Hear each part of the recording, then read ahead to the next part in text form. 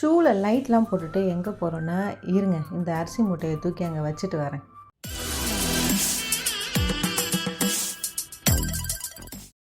சபா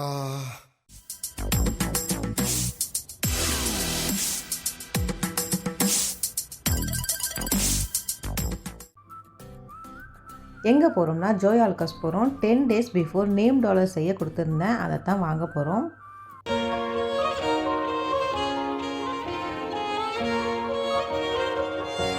dollar எப்படி இருக்குன்னு comment பண்ணுங்கள். வந்த வேலை முடிஞ்சிருச்சு, இருந்தாலுமே ஒரு மால்குள்ளே வந்தால் எப்படிங்க திரும்பி பார்க்காம போக முடியும்?